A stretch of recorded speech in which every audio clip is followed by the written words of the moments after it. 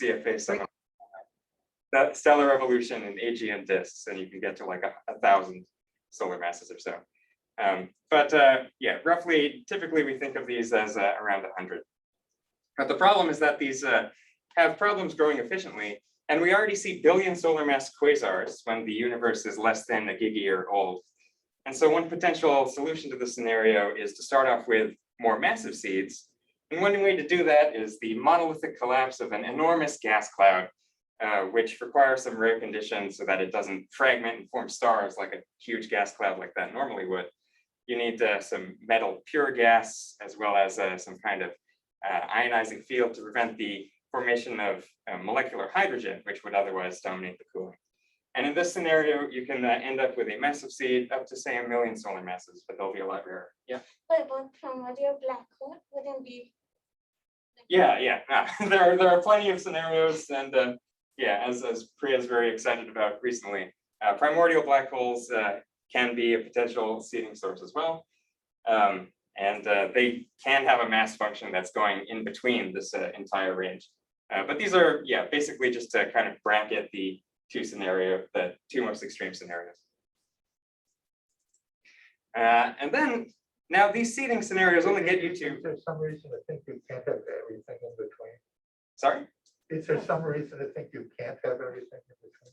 You can, yeah, they can, yeah. So this is a very simplistic picture, and it's easy to make predictions, as I'll show later, contrasting thhave these two scenarios. In reality, the universe can be more complicated, and mixing up every formation scenario that people have picked up. And yeah, it's up to us to figure out how those different scenarios will map onto electromagnetic and gravitational wave events. Yeah, people I mean, Angelo, you also worked on the fact that both of these could be happening most likely in the universe simultaneously. Right? Yeah. In the universe, it's not either or. Yeah, and yeah, I'll be talking about how a mix of those can show up in say. But we also have tons of the fourth gas cloud. And why only can it be bigger than 10 to the 6, or is that? Well, if you get much larger than this, you run up against limits just depending on how much mass can actually be in a dark matter halo at the same time and can be feasibly transported to the center of a galaxy. Yeah, so people don't usually think of seeding scenarios that give you more massive things than that. They would be even more rare in those cases as well. Although galaxies form first. Maybe. So in these, in some of these direct collapse scenarios, for example, you end up because you have an ionizing background that's preventing star formation. You can make the black hole first. In addition, in the primordial black hole scenario, you start off with black holes potentially as dark matter to begin with as well. So yeah, that's also not entirely known. Okay, and then, right, so we still have several orders of magnitude to go in order to explain some of these supermassive black holes at the centers of galaxies. The next big question is, how do you fuel these black holes in order to make them grow up to the masses that we see, sometimes up to 10 to the 10 solar masses. And we believe that most black hole growth occurs in the form of accreting gas that has been transported to the centers of galaxies. And this is one scenario which enables galaxies to do that, an interaction between two galaxies where these nice disks of gas have been disrupted due to their interaction, causing the gas to collide with itself, lose angular momentum, and funnel towards the center. And now what you're seeing is the second question, which is feedback. When this matter gets accreted onto the black holes, we believe that they release a substantial amount of energy into their surroundings in the form of AGN jets, winds, and radiation, which is believed to be important for the evolution of the most massive galaxies, in particular, preventing a galaxy like this from looking like a gigantic version of the Milky Way. This is a 3C348, or Hercules A in the radio, and it's a big elliptical galaxy. And in the radio, you can see these jets stretching out, each of them about 1 million light years long. that we believe is powered by a supermassive black hole at the center, shooting out a relativistic jet in either direction. And Do we see any examples of where the jets from one of the constituent supermassive black holes is disrupted as it gets near another one? Do we see instances of a disrupted jet where the outer part of it is from before it started interacting with its pair and you mean like during a galaxy merger? Yes. I see these X radio sources where the two jets cross. Oh, you do. Yeah. Radio sources. Yeah, those are some candidates for that. It's also, so some people have also thought that maybe that X shape comes from an interaction with the intergalactic medium. Maybe it's just running into more dense gas and moving in a different direction. You also see in clusters sometimes these bent radio jets as a galaxy is moving towards a cluster. And so we know that they can get disturbed by other gas in the vicinity. Yeah, but the form in which AGN feedback takes is not well understood, especially when we have to actually put this in as what we'll call a subgrid model into a cosmological simulation later. And then finally, there is dynamics.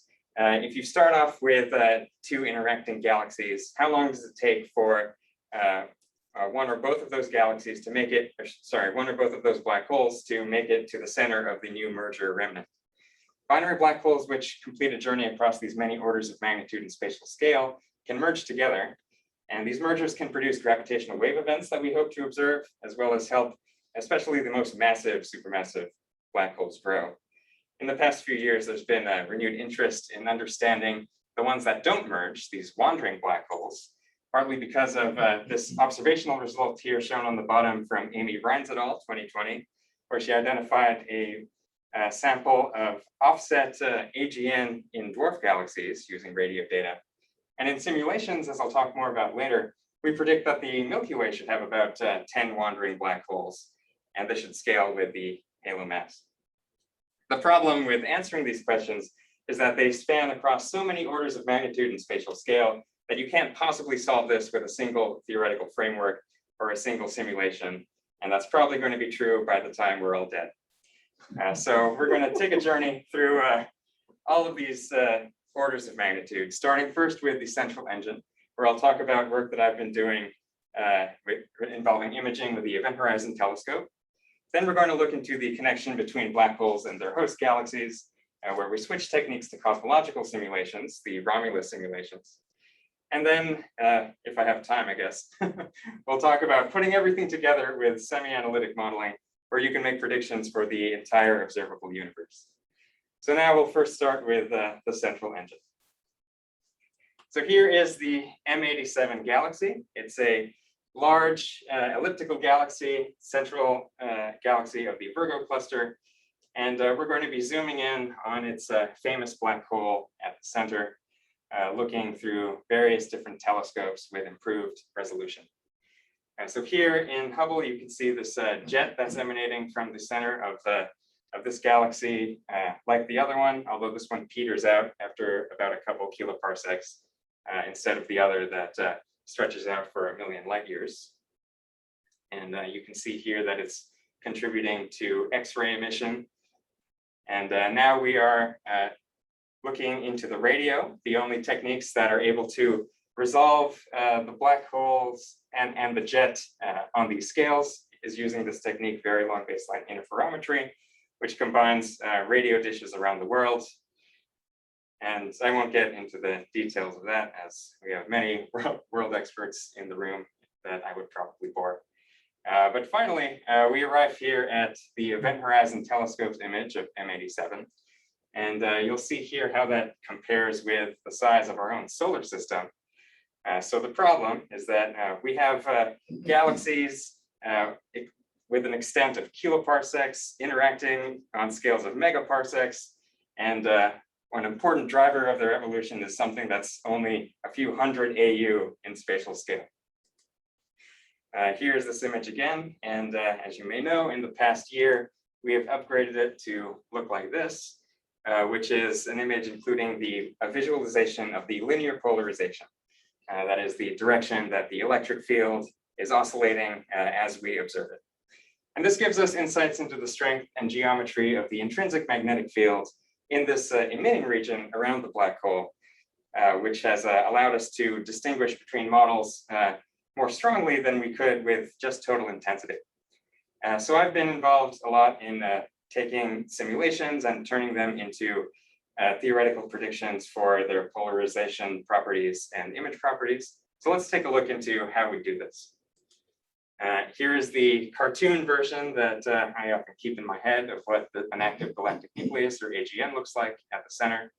We've got an accretion disk and a jet emanating in either direction. The theoretical version of this is a general relativistic magnetohydrodynamic simulation, or GRMHD, where first you specify a space-time appropriate for a curved black hole of some spin, or some other space-time if you want to be creative, I guess. And then evolve the gas dynamics and magnetic field over time. And what I've been involved in mostly is taking a simulation like this. And is that an actual simulation on the left? Yes, yeah. What are the like thin gold lines? Those are the magnetic field lines. Yeah. And then that's the matter intensity, or that's what we're supposed to see, or what is it? Not directly, no. So yeah, what we observe is polarization, which is related to the magnetic field. What we actually see should be something like this, blurred out to the resolution of VHT. And yeah, it bears many interesting dissimilarities compared to the previous picture here. Doppler beaming is making one side brighter. We've got this photon ring that many of us are interested, made of light orbiting around the black hole, which is eerily still and a signal of general relativity. And the black hole shadow, which is the image of the event horizon. In this particular model, you don't really see the jet very much, but that depends a lot on one's prescriptions for how you think the electrons are heated, as I'll get back to later. Now, in terms of these GRMHD simulations, there are two classes of models that the EHT has wanted to distinguish, one of which has ordered and dynamically important magnetic fields, another which has disordered and dynamically unimportant magnetic fields that are just basically going along with the flow. These are visualizations that I made from a couple of simulations made by the Illinois group. And what you're looking at here is azimuthally averaged magnetic field components, radial, toroidal, and vertical. The one on the left has this ordered state where clearly it is negative on one side, positive on the other side, whereas this one is more of a frothy mess. These have my favorite acronyms in all of astronomy: a magnetically arrested disk, or a MAD, versus standard and normal evolution, or a SANE. When doing this ray tracing, it's important to think about how the electrons are heated, because what I'm showing you here is the same exact GRMHD snapshot, but I've done ray tracing using this code IPOL in different ways, assuming that the electrons are heated into different energy distributions, and they're all valid interpretations. Total intensity is and linear polarization are on the left, and then circular polarization fraction is on the right. And you can see that it makes a big difference what you assume. This text is kind of technical jargon for the EHT experts in the room. But what you'll see is that some of these appear to have a more prominent jet like this one compared to the others, depending on how you assume that these electrons are heated. Polarization encodes a lot more information than the total intensity alone, because in the millimeter, we observe synchrotron emission. And so Yep. that one, so you have a GRMHD snapshot that you're painting on the emitting electrons in different ways. That's what the 4 panels are. That's right, yeah. The electrons come later. You don't need them for any of the GRMHD. That's right. Yeah, and the problem being that in these accretion flows, the mean free path is so large that the electrons and ions do not thermalize. The electrons don't even need to be in a thermal distribution at all, which is. This is all in the post-processing. That's right, yeah. I'm sorry, just to follow up. Mhm. And I'm not an expert on this, but I know that there are people in the room, Ramesh, others who are working on including radiative effects. Yeah, and so is that a way to tie the electron distribution function in with the GRMHD? Yeah. Can we solve consistently for all of that? Yes, although basically, as I've talked to the people who do this, you're just moving the free parameter somewhere else, Nice. just one level deeper. You need a prescription for the heat. I see. I mean, you're thinking of Andrew Shell's work, right? So he set up the whole framework to do a proper physics simulation, and then let the electrons do what they want. I mean, don't prescribe anything. Mhm. But he had to prescribe the heating prescription, and that ultimately will come from the plasma physics, we hope. But right now, these are toy prescriptions. So, like Angelo says, you still have parameters at the moment. So you're still invoking some heating mechanism. Exactly. Yeah. All right. So in the millimeter, we're observing synchrotron emission, which has a large linear polarization fraction, and at emission, the first order picture you should have in your head is that the polarization ticks are just perpendicular to the local magnetic field. This gets messed up by Faraday rotation and general relativistic effects, as we'll get into a little bit later. But the first order, that is what we believe we're seeing. And interestingly, Daniel. So the Faraday rotation is supposed to be small? No. But you mean to first order in a parameter that's not small? Okay, first order is maybe not the most precise way to put that, but the first picture you should have in your head is that the polarization ticks that we see are basically telling you the direction that the magnetic field is oriented along the line of sight, rotated by 90 degrees. This can get messed up by Faraday rotation significantly. But with work, so Razi and I are working hard on a paper showing that, in fact, when you average over the entire image and extract this twistiness parameter that Palumbo, Wang, and Prather call the argument of beta 2, you're actually not going to be messed up so much. In an individual sightline, the Faraday rotation will tend to randomize the orientation of your polarization. But some signal does remain, and this also varies model to model. Some of these models are a lot more Faraday thick than others, as I'll get to later. Those tend to be sanes with Even colder without electrons. Yeah. even without Faraday rotation, the parallel transport of the polarization vector along the light ray will rotate it. So Yeah. is this picture supposed to be what the polarization is at the mission, or what you see at the telescope? So It's that even those two things without Faraday rotation wouldn't necessarily be, if we're in a strong field regime. I guess if you're coming from a strong field regime. yeah, so Zachary Gellis has calculated what's termed gravitational Faraday rotation, which is that extra rotation from the parallel transport, and that tends to be small. But it is included here, right? It's included in our That's really what GRMHD Andy was calculations. asking. Yeah. This calculation has got everything, including It's not small, right? From what I remember, it's If the you're in a weak gravitational field part. region, it would be small, but we're not. Wait, but so this picture is supposed to be everything. what you see, or what Yeah, was this is it? what you see. What not just, what EHT sees at the EHT resolution. Yeah, and so my understanding is that the gravitational part modifying the EVPA is on an order of like 10% effect. For the direct image, for the lens images, it's ordered unity. Okay, yeah, so most of this is most of the signal is coming from the direct image in terms of the Right. twistiness. Right. Okay. Yeah, and so to I'm sorry, is there, I mean, is there any explanation of this pattern? What, Or you're gonna get to that? Yes, it's this. Okay. And yeah, so we have a rough explanation of this now.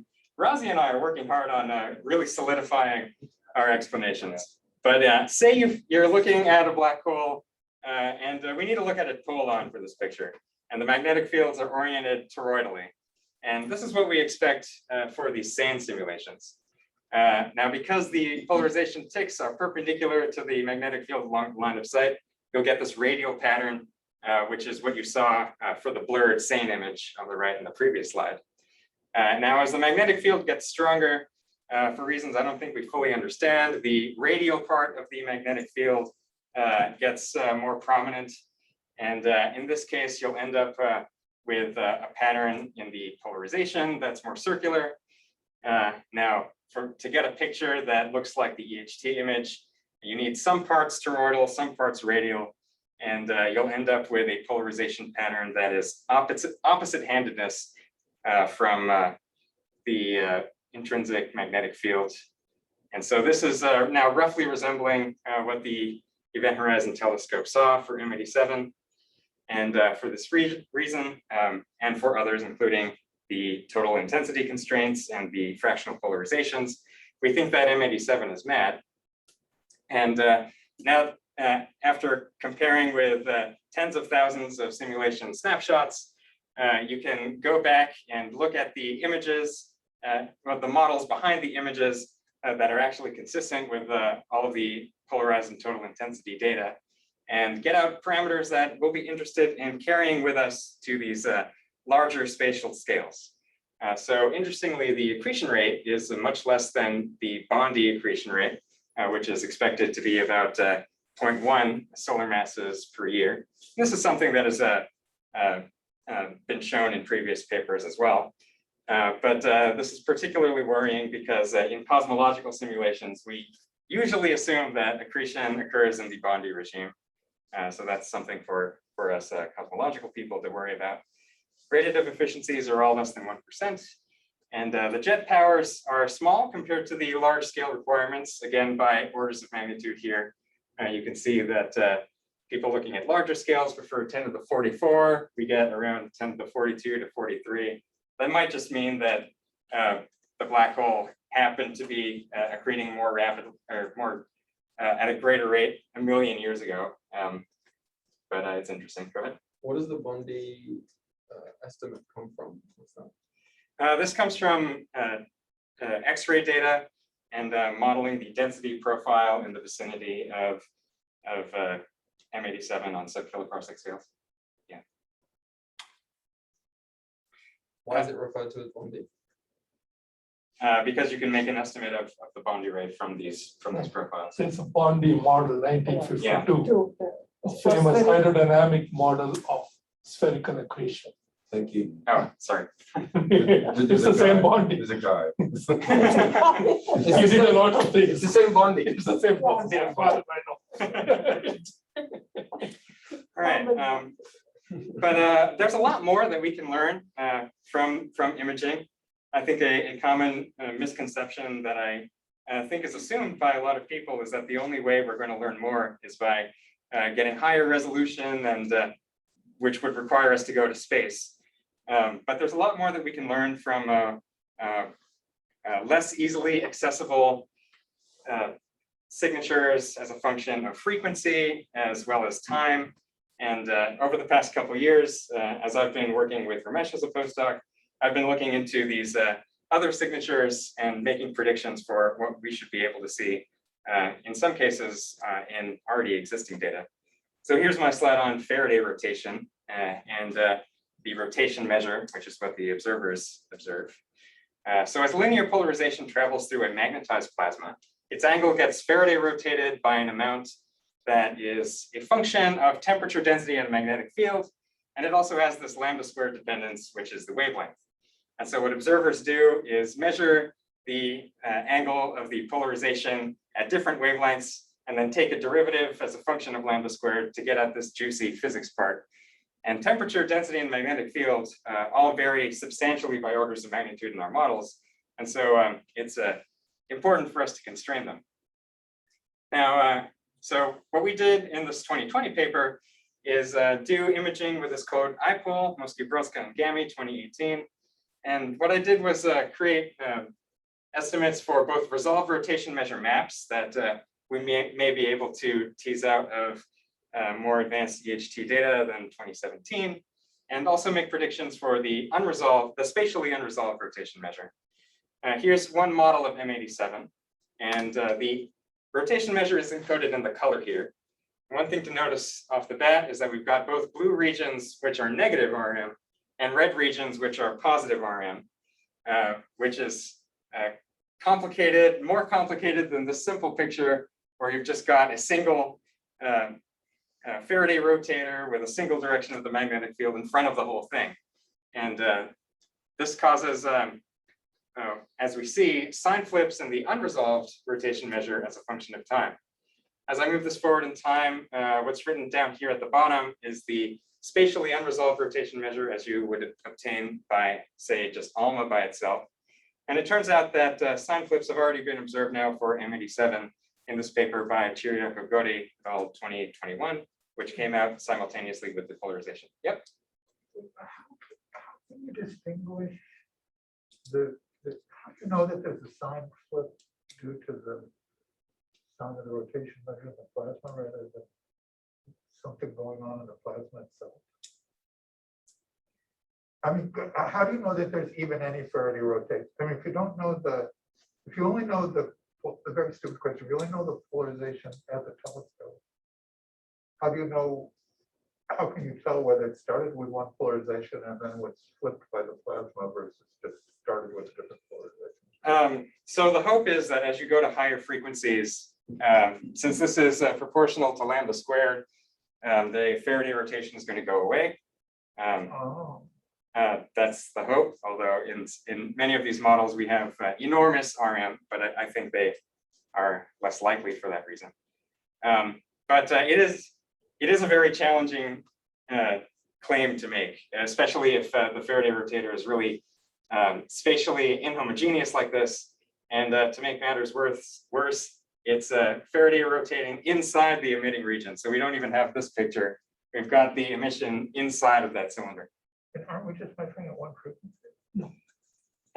No, so in order to make this derivative, you need to observe at several, hopefully at least 4, because in reality, you don't always get this nice straight line of, this is not EHT. right. So, but maybe it will be soon.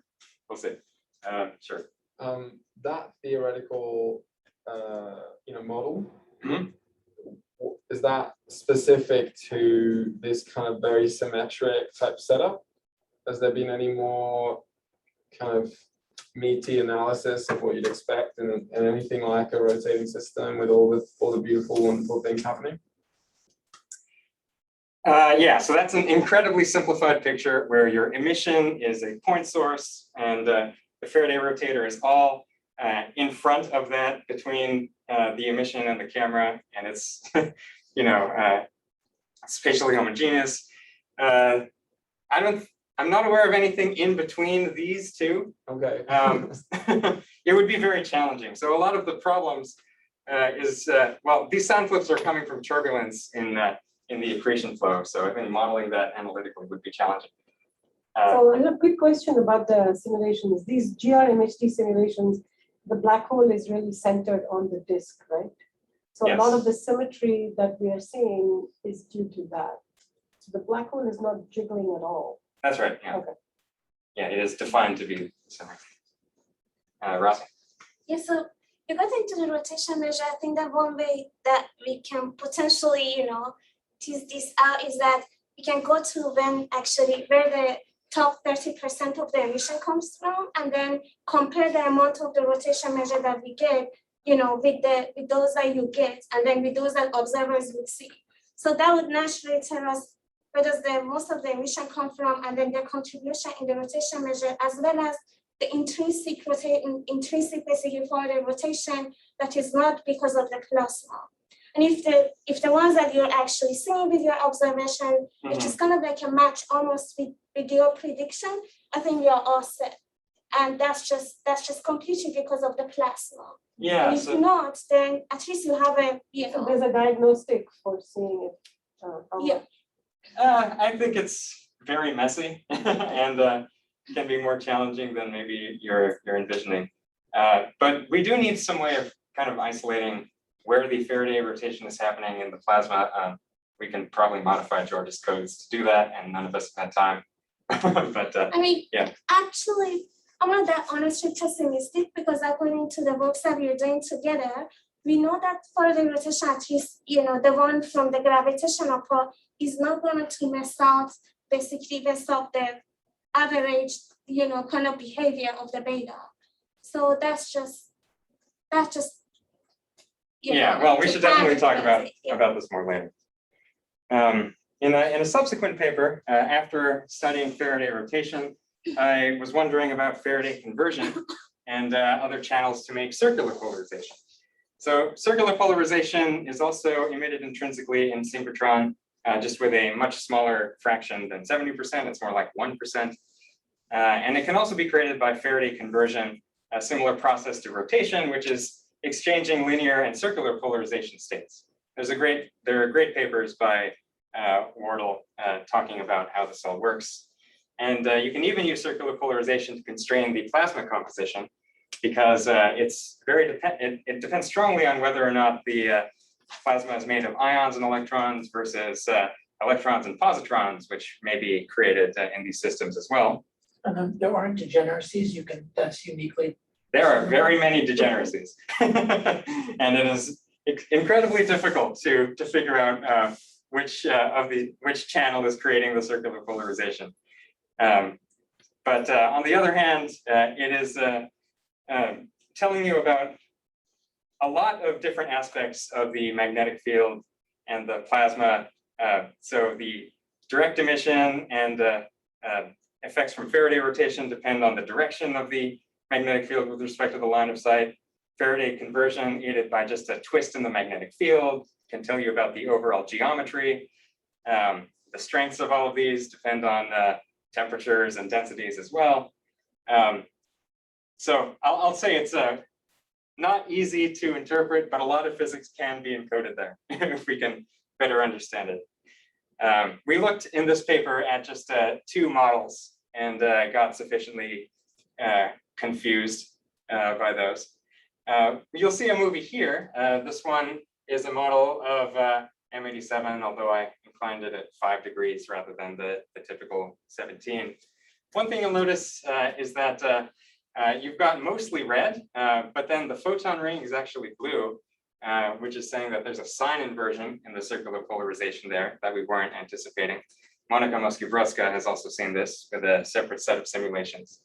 And it turns out that if you break down the image into its different sub-images, actually the circular polarization keeps flipping sign in this model. And this is due to a quirk by combining parallel transport and generic magnetic field geometry that I don't have time to fully explain. But if you just take a typical helical pattern for the magnetic field and source photons from one side versus the other side, alternating, you'll end up with this signal. One just a comment. I think that's similar to what we found in with Michael and Alex and Nina, flipping on subsequent things of the polarization. For the linear. Well, you could easily do that for circular. Well, circular is a linear combination, linear superposition of linear. So linear. But is this spin dependent? Shouldn't this be highly spin dependent, the circular polarization? Probably. We did not look into that in this particular paper, but yeah, since that will be setting the structure of the magnetic field, you should have some dependence there that would be good to look into. No, but even without a magnetic field, wouldn't you expect an effect, a spin dependent effect? I'm not sure I follow. The flip of the linear polarization involves a spin. And I would think it would be even more pronounced with the circular basis. I don't know. We should talk more about that later. One thing that I've been looking into recently is spectral index maps, a paper that is near publication that I hope to get out soon. And so the spectral index is the logarithmic derivative of the flux with respect to frequency. And here you can see one example snapshot. This is the same exact snapshot as retraced in different ways, again, emphasizing how important the electron physics is. Different electron distribution functions are these different columns. And then these are inclination, 17 degrees for M87, 10 for Sagittarius star, and 90 for Sagittarius star. Generic property that we see is that we expect that the spectral index ought to be declining with radius, becoming more negative, if we're able to make a resolved spectral index map, which is to say that the image should get smaller as you go to higher frequencies, as we already expect. And here in this plot, I'm showing for different values of spin and R high in different colors, which is an electron heating free parameter. This is the net spectral index from a spatially unresolved measurement that you would get for these models of M87. We've got MAD on this side, SANE on this side, and then again, different electron distribution functions.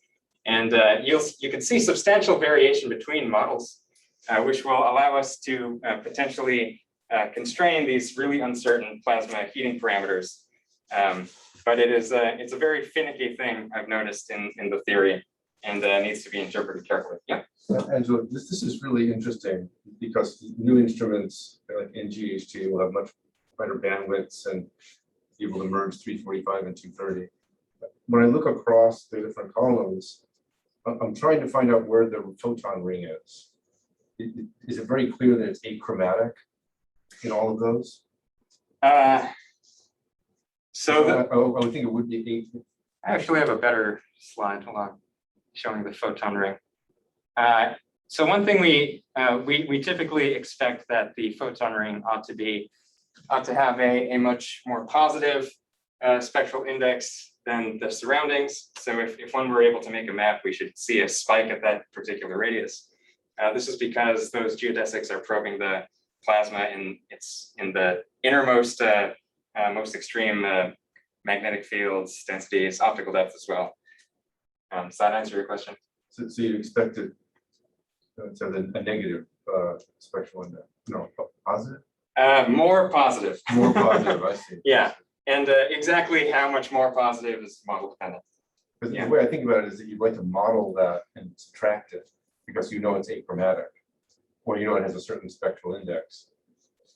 No, we do not know that. Well, we don't. Okay. I'll talk to you about it later. Yeah. All right. So all of this EHT stuff is great for understanding the central engine. But in order to study black hole galaxy coevolution, one needs to zoom out to much larger scales. Even the longest. I'm gonna stop soon. I just want to get to some of this stuff. Yeah. In the Romulus simulation, so switching techniques in cosmological simulations, we're able to track the coevolution of black holes and galaxies, and everything that we talked about so far was on scales that were much smaller than parsecs, going out to maybe 100 years in time. Using this technique, the resolution that we can get in these simulations, as you'll see here, is 250 parsecs, which is actually really good for this kind of simulation, but is a far cry from what we had before, which means we need to do subgrid prescriptions for what we think the black hole is doing on unresolved scales. These are my simulations of choice for analysis. I'll quickly go through some of these results from the past few years. So we wanted to really understand how black holes and galaxies co-evolved. And in these simulations, we found that the black hole accretion rate followed the star formation rate really well. This is shown here with the black hole accretion rate on the y-axis, star formation rate on the x-axis. And this even actually held independent of environment. This is the field, and then this is the cluster, as long as you restrict yourself to star-forming galaxies. So at least in the simulated world, we know how black holes grow. But we found some interesting exceptions. In the cluster simulation, we noticed that once a galaxy ended its life, that is, stopped forming stars, it was often punctuated by a peak in AGN activity. And this correlated by something in orange here, which is actually ram pressure. And so it turns out that Poggianti et al. Found an excess of AGN in ram pressure stripped galaxies, which is an important process for transforming galaxies from star-forming spirals to red and dead lenticulars or ellipticals in a cluster environment. And we were the first to study this in a simulation, which was only possible due to the resolution. We found that indeed there were these spikes in AGN activity shown here in red when the ram pressure peaked, which is shown in orange. There may be a synergy between. So, Angelo? Yeah. This ram pressure stripping effect. You've told me about this before. See, my picture of ram pressure is that it removes gas. How does it actually make the AGN more active? Yeah, this is a good question that we didn't fully explain in this paper. One possibility coming from analytic models is perhaps you have a flared disk, and as this is falling into the galaxy cluster, because there's some angle there, you're funneling gas toward the center. But I think this is something that would be a lot more easily answered using more idealized wind tunnel simulations. Something. No, but in the particular Some kind of simulations, you can tell why it happened. Yeah, as far, well, to the simulations tell us that this happened because the gas density increased inside the Bondi radius. Right. Okay. What caused that? Why? Okay. We're You not don't know. exactly I sure. mean, it is the Bondi radius. That's really right. So Mhm. in terms of physical scale, we're still kind of well Yeah, and using this questionable prescription. So it's very interesting, and I think it's just kind of like opposite to the TNG way of thinking. So I think that there are some papers actually written by community that they mentioned as soon as you have AGN, they would just stop the star formation. So they said that basically this squinch mechanism is just because of the AGN. So that's, you see what I mean? Like first you have that AGN activity from inside Algebra, and then that would switch you to the basically ram pressure and etc. etc. How do you know that? How do you know what is the order? Because you just see that stars actually, basically stop their formation rapidly. Yeah, so in TNG, they basically, their feedback prescriptions are set up such that when a black hole exceeds some mass, suddenly the feedback occurs in a different way, and it's less predictive in that way. In these simulations, because of the more natural feedback prescription, we know that it's simply due to the gas density increasing near the center, nothing to do with just the black hole mass increasing. And we find there may be this synergy between AGN and ram pressure stripping as well. The AGN is going to drive a wind that blows away hot gas. This has been seen in some spatially resolved observations as well. And then the last thing I'll talk about is these wandering black holes, which we studied recently over this past year. And I'll say that we find that most black holes in the universe should be wandering, and the number of wanderers scales with the mass of the halo. Previous works predicted that there should be about 10 in wandering the halo of the Milky Way, these being of intermediate or supermassive mass. But when we get to clusters, we believe there should be thousands to tens of thousands of them. And we made some predictions regarding their observational signatures as well. Because they are agreeing with the Bondi prescription, they do shine in these simulations. And we find that they may produce a halo of emission if one were to stack a bunch of galaxies of similar mass together, or exceptional cases like this one could potentially break up a galaxy into a bunch of point sources. This is convolved with the beam of Chandra. This has been interesting, and we're still figuring out more observational signatures. We believe, for example, that tidal disruption events, which occur when a star gets destroyed and eaten by a black hole, may be dominated by these wandering black holes rather than central ones. Because if you plotted as a function of black hole mass, the fraction of black holes which are actually at the centers of galaxies, it goes below 50% once you go below 10 to the 7 solar masses. So if these wanderers are able to retain some kind of stellar counterpart and produce TDEs at the same rate, they may actually dominate volumetric rates. And Priya and I are working on making more robust predictions for this. So I think at this point I will skip to my conclusions and yeah, being mindful of the clock here. So we've seen how resolved imaging with EHT can constrain models of the central engine. There's a lot to learn from polarimetry, the time domain, and improved imaging in the future. Cosmological simulations, on the other hand, enable us to link black holes to their galaxies. In Romulus, we found that black holes and stars grow together, and ram pressure can both strip gas from galaxies and trigger the AGN. Many supermassive black holes ought to be wandering throughout galactic halos, and we may be able to detect them as offset accretors, a diffuse halo, or offset tidal disruption events. And didn't have time to get to this last point, but I think that was enough to take home. So thanks, and feel free to ask. Actually got through all of this in 45 minutes the last time I gave this stuff. Nobody interrupted you. Yeah. Interrupting. Yeah. Yeah. So very nice. So I'm curious, so what do you see as the kind of simulations that will bridge this gap? So you mentioned ideas. What is the kind of simulation you had in mind to bridge scales?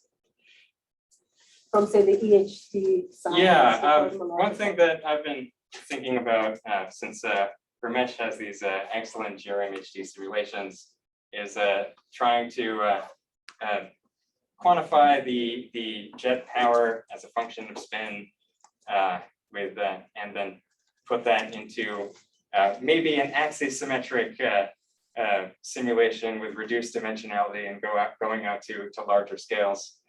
There's another astrophysicist. Sorry, I'm tired.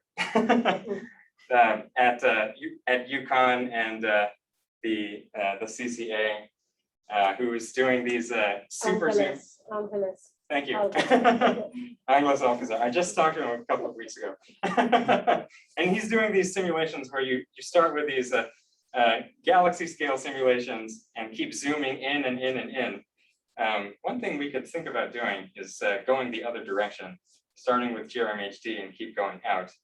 In those simulations, they don't have any AGN feedback. And maybe there's an intelligent way we can meet in the middle. Last I chatted with him, the lowest time step he has is still like 10 to the 4 years or so, which is still too long. But yeah. Yeah, I was curious whether the strategy would be to patch on M dot on scales, or the time scales are maybe off. The timescales are bad, but the problem is when you really have serious feedback from the smallest scales to the largest scales, patching itself is a very problematic thing. How do you do it, right? Yeah. Because these scales are all talking to each And other. they're coupled there. They're coupled at every point. So yeah, And dynamically so. yeah, it needs to be. Yeah, I don't know how much relevant or irrelevant it will be, but actually in the cosmological simulations that I'm aware of, they have a freedom to choose the initial condition for the AGN, like the TMG, for example. I was just thinking at some point with Angelo and Rainer that perhaps we could just we could just take some of the lessons that we get from that GRMHD, kind of like a jet launching and so on, and just put them as an initial condition for the GRM, for the basically cosmological side. So I don't know how hard that will be. Well, a scaling relation or something, put in. But even actually more than that, because as far as I know, for example, for the TNG simulation, even highest resolution one, they don't really talk about the black hole spin. So they just imagine that jet is just completely isotropic, and the outflows are just like very, kind of like an isotropic ball everywhere. But if you put that knowledge inside and just scale it as a black hole spin and the directionality and so on, you may just get a little bit better sense of what's going on. That kind of actually behavior. Just resolve them a little bit further. But I don't know how hard would it be. Hard enough to give many astronomers their careers. Yes. That's a fair actually. So Angelo, the wandering black holes. So you talked about their observational signatures and what we would look for X-rays and stuff like that. There's this nice project that Fabio and we guided an undergraduate over the summer. Basically, I mean, it's not coming from the cosmological simulations. We just said, what if there are these intermediate mass black holes in our galaxy? What would they look like?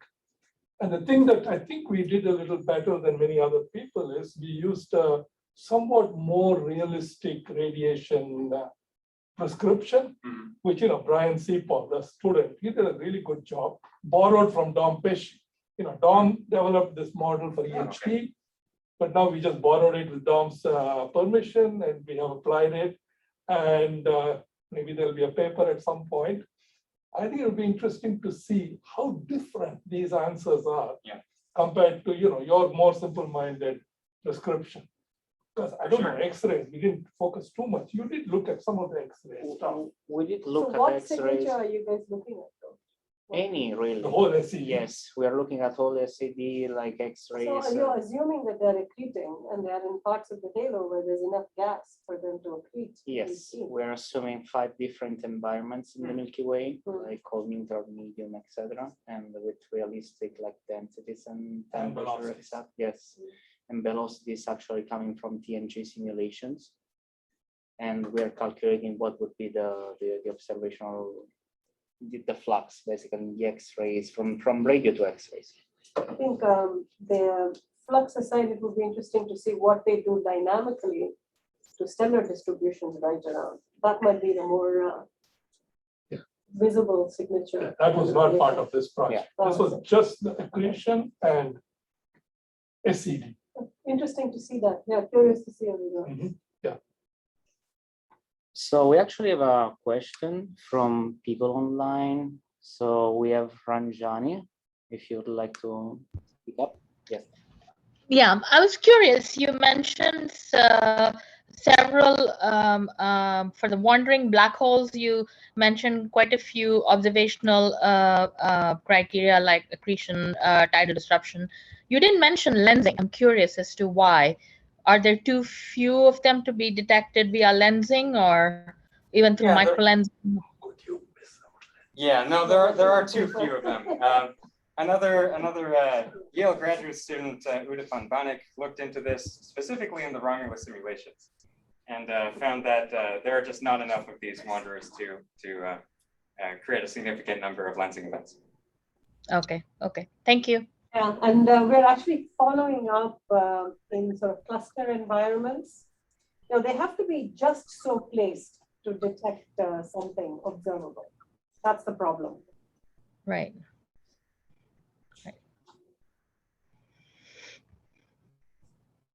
All right, so I think we eat at this point. Food. We thank the speaker. Yes.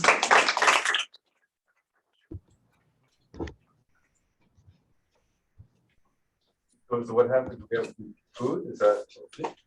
Oh, details. Is that nice? I didn't see the food.